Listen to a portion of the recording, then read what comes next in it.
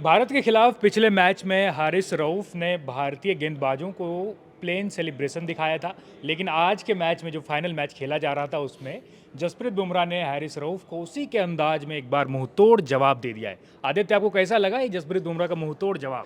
देखिए जयदीप, जैसे कि हमने देखा कि इससे पहले जो मैच था उसमें रौफ की तरफ से जो है बहुत ही आपत्तिजनक इशारे किए गए थे, जिसको लेके काफ़ी विवाद भी हुआ था। और उस इस जो उनका जो इस तरह की हरकत थी, उसका जवाब पहले ही अर्शदीप सिंह ने दे दिया था, जी। लेकिन ऑन ग्राउंड नहीं दिया था। और इस बार हमने देखा कि 18वें ओवर के 5वें गेंद पे जिस तरह से हारिस रौफ को क्लीन बोल्ड किया बुमराह ने, और उसके बाद उन्होंने प्लेन सेलिब्रेशन किया और जवाब दिया। यॉर्कर डाला और गिल्लियां उड़ा। और ख़ास बात ये रही कि उन्होंने ये जो ट्रोल किया है, एक हिसाब से अब कह दें तो कोई एग्रेशन के साथ नहीं, बहुत ही मुस्कुराते हुए, बहुत ही जी। आराम से उन्होंने जवाब दिया है।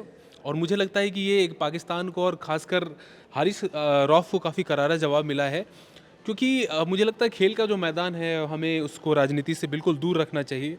और भारत ने हमेशा ही ऐसा किया है, और हमने देखा हमारे किसी प्लेयर ने कोई भी इस तरह की हरकत नहीं की थी। लेकिन जब हमारा भारत है, जब आप करोगे सामने से, तो हम जवाब देना जानते हैं। लेकिन आदित्य, अगर आपको याद हो तो साहिबजादा फरहान जो है वो भी एक बार वो गन सेलिब्रेशन किए थे, विवादों में आ गए थे वो। बिल्कुल बिल्कुल, उसको लेकर भी विवाद था। वैसे आप अगर देखेंगे ना इतिहास में जयदीप, तो ये पाकिस्तान के लिए कोई नई बात नहीं है। अभी जो नए बच्चे जो क्रिकेट देख रहे हैं, जो नई पौध है, उनको ये सारी चीज़ें नहीं लगेगी। लेकिन आप जब इतिहास में जाएंगे, क्रिकेट के इतिहास में, अगर हम 1999 के वर्ल्ड कप में ऐसा हुआ था, जब वेंकटेश प्रसाद बॉलिंग कर रहे थे, सलीम मलिक ने चौका मारा था, और उसके बाद उन्होंने ऐसे बल्ले की इशारा किया था उस वेंकटेश प्रसाद को कि देखो हमने तुम्हारे बॉल को बाउंड्री के बाहर कर दिया था। और जयदीप, डिवाइन जस्टिस देखिए कि अगले ही बॉल में क्लीन बोल्ड हो गए थे।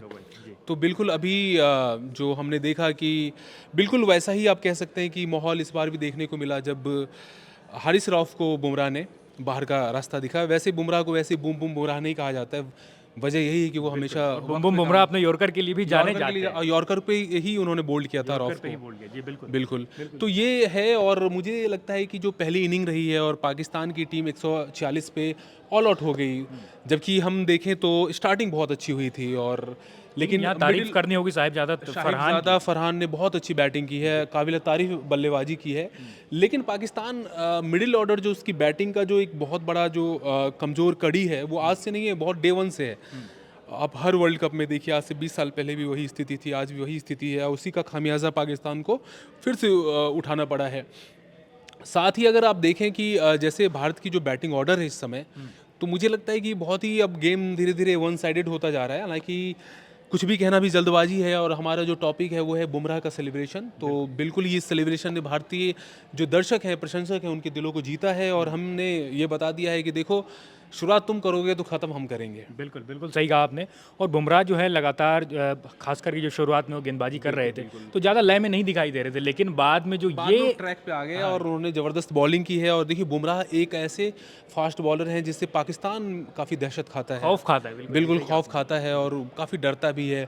जब भी हम पूरी पाकिस्तान दुनिया खौफ खाती है बुमराह के यॉर्कर से, पूरी दुनिया खौफ बिल्कुल। और जब भी आप पाकिस्तान के जो मीडिया पैनल में देखेंगे कि जो बड़े उनके क्रिकेटर्स बैठते हैं, बहुत बड़े जर्नलिस्ट बैठते हैं, वो भी अक्सर बुमराह का बहुत जिक्र करते हैं। जैसे कि बैट्समैन में अभी आजकल अभिषेक शर्मा का बहुत जिक्र होने लगा है।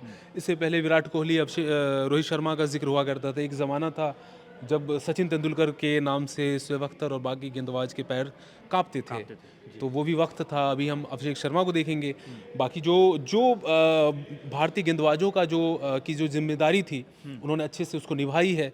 और बुमराह ने हमें प्लेन सेलिब्रेशन भी दिखाया। लेकिन सबसे दिलचस्प बात ये होगा कि आपने एक सवाल किया था कि वो जो बैट वाला जो सेलिब्रेशन था, देखो साहिबजादा सेलिब्रेशन गन सेलिब्रेशन, देखिए जो हारिस रऊफ का जो सेलिब्रेशन था, उसका जवाब हमें मिल चुका है बॉलर से।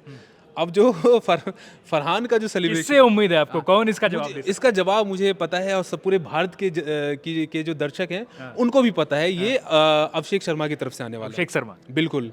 और वो जवाब देने वाले हैं। और मुझे लगता है कि भारतीय दर्शक को जो अभी जैसे फर्स्ट इनिंग में सेलिब्रेशन का लुत्फ उठा रहे हैं, वैसे दूसरे इनिंग में भी ऐसा लुत्फ उठाएंगे। बिल्कुल। आदित्य, जाते जाते आखिरी सवाल आपसे लेना चाहूँगा। जो टारगेट इन्होंने दिया है पाकिस्तानी टीम ने भारत को, कितने ओवरों में भारतीय टीम इसको अचीव कर ली?